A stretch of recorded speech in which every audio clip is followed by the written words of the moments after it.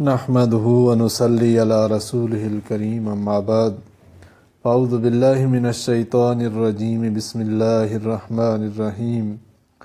وہذا صراط ربک مستقیما قد فصلنا الآیات لقوم یذکرون،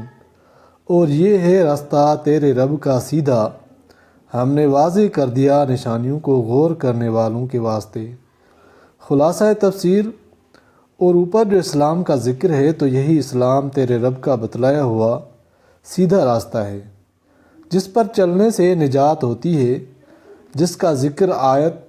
فَمَن يُرِدِ اللَّهُ أَن يَهْدِيَهُ میں ہے، اور اسی صراط مستقیم کی توضیح کے لیے ہم نے نصیحت حاصل کرنے والوں کے واسطے ان آیتوں کو صاف صاف بیان کر دیا ہے، جس سے وہ اس کے اعجاز سے اس کی تصدیق کریں اور پھر اس کے مضامین پر عمل کر کے نجات حاصل کریں۔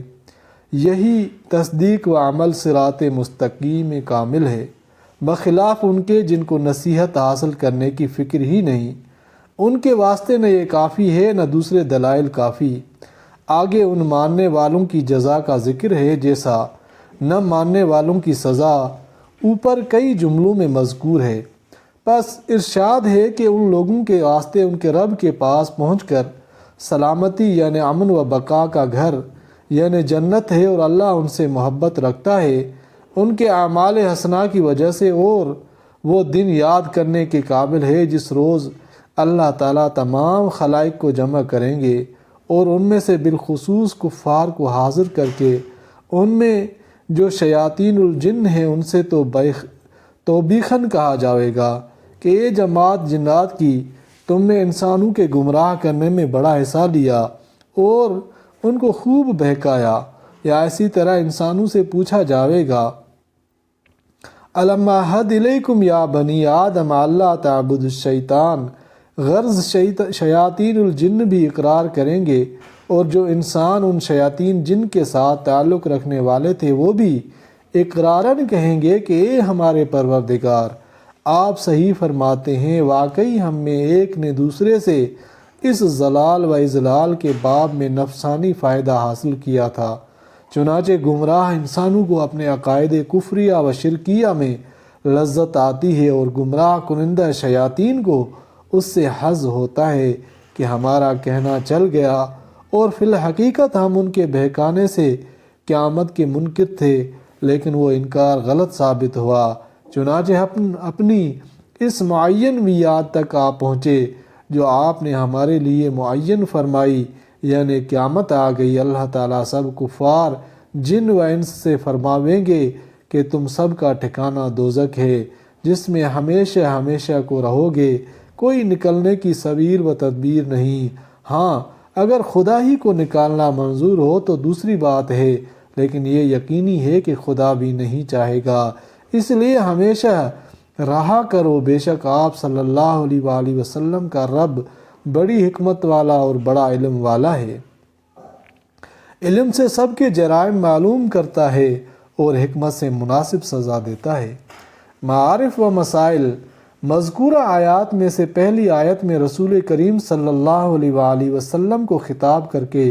ارشاد فرمایا وَهَذَا صِرَاطُ رَبِّكَ مُسْتَقِيمًا، یعنی یہ راستہ تیرے رب کا ہے سیدھا۔ اس میں لفظ حاذا سے بقول ابن مسعود رضی اللہ تعالیٰ عنہ قرآن کی طرف اور بقول ابن عباس رضی اللہ تعالیٰ عنہ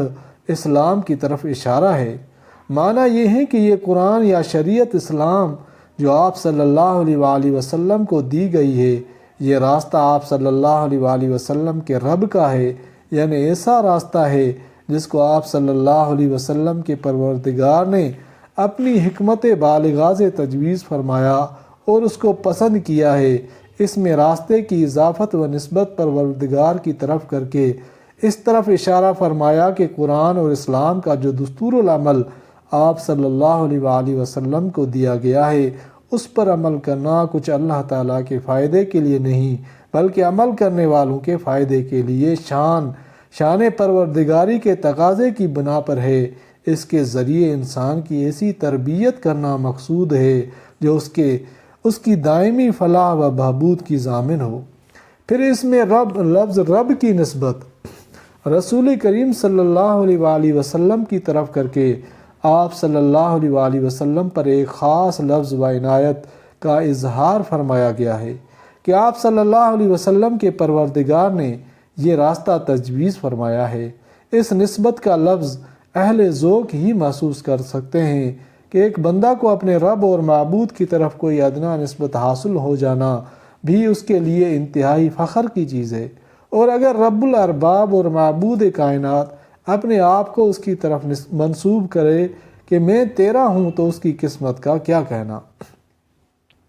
اس کے بعد اس قرآنی راستے کا یہ حال لفظ مستقیماً سے بیان کیا گیا کہ یہ راستہ سیدھا راستہ ہے۔ اس میں بھی مستقیم کو صراط کی صفت کے طور پر لانے کے بجائے حال کے طریقے سے ذکر کر کے اس طرف اشارہ کر دیا کہ جو راستہ پروردگار عالم کا تجویز کیا ہوا ہے اس میں بجز مستقیم اور سیدھا ہونے کے اور کوئی احتمال ہو ہی نہیں سکتا۔ اس کے بعد فرمایا قد فضلنا الآیات لقوم یذکرون، یعنی ہم نے نصیحت قبول کرنے والوں کے واسطے ان آیتوں کو صاف صاف بیان کر دیا ہے۔ فصلنا تفصیل سے بنا ہے۔ تفصیل کے اصلی معنی یہ ہے کہ یہ تجزیہ کر کے ایک ایک فصل کو الگ الگ بیان کیا جائے۔ اس طریقے پر پورا مضمون ذہن نشین ہو جاتا ہے، اس لیے تفصیل کے ساتھ بیان کر دیا ہے، جس میں کوئی اجمال یا ابہام باقی نہیں چھوڑا۔ اس میں لقوم یذکرون فرما کر یہ بتلا دیا کہ اگرچہ قرآنی ارشاد بالکل واضح اور صاف ہیں، لیکن ان سے فائدہ انہی لوگوں نے اٹھایا جو نصیحت حاصل کرنے کے قصد سے قرآن میں غور کرتے ہیں، ضد اور عناد یا آبائی رسوم کی تقلید جامد کے پردے ان کے درمیان حائل نہیں ہوتے۔ یہاں پر جو غلطی سے شاید میں نے فضلنا پڑھا، یہ فصلنا الآیات ہے، قد فصلنا الآیات لقوم یذکرون ہے۔ اللہ تعالیٰ کمی و بیشی معاف فرمائے۔ اللہ تعالیٰ قرآن پاک کو سمجھنے اور عمل کرنے کی توفیق عطا فرمائے۔ آمین یا رب العالمین۔